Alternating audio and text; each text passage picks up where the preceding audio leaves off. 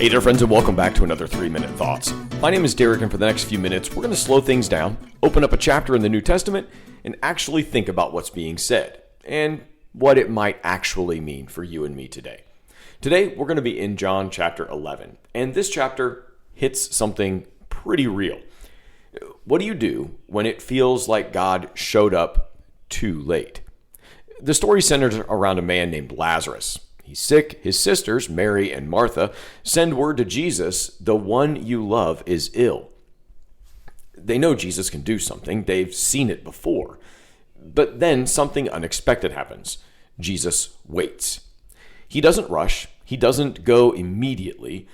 And by the time he arrives, Lazarus is already dead. And not just like he just missed him. He's been dead for 4 days.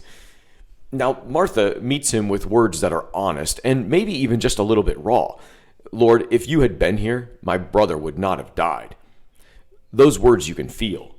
The tension between belief and disappointment is embedded in there. I know you could have done something, but why didn't you?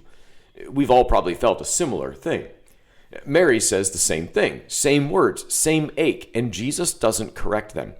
He doesn't dismiss their grief. In fact, this is the chapter where we get the shortest verse in the Bible. Jesus wept. He knows what he's about to do, and he knows resurrection is coming, but he still weeps. That matters, because it means God isn't distant from our pain.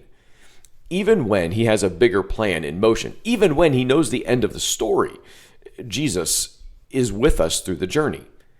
Then Jesus says something that reframes everything for them. I am the resurrection and the life. Whoever believes in me, though he die, yet shall he live. Notice those words. He doesn't just point to resurrection. He says he is the resurrection.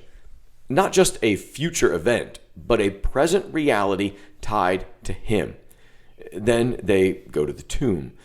Jesus tells them to roll the stone away. There's hesitation because it's been 4 days, and well, that can smell funny, but they do it anyway. And Jesus calls out to Lazarus, Lazarus, come out. Lazarus does, alive, walking, wrapped in grave cloths. It's one of the most powerful moments in the entire gospel.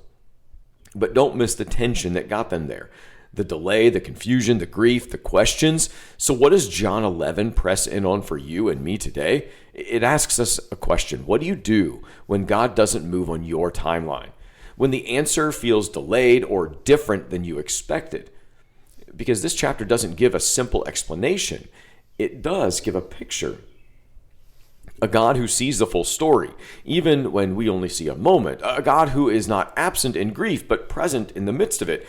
And a God who can bring life, even out of what feels completely gone. But it also invites trust. Not in perfect understanding, but in Jesus who is there. The resurrection, the life, even when it feels like he's late. Hey, thanks for taking time with me this morning. Be well, friends.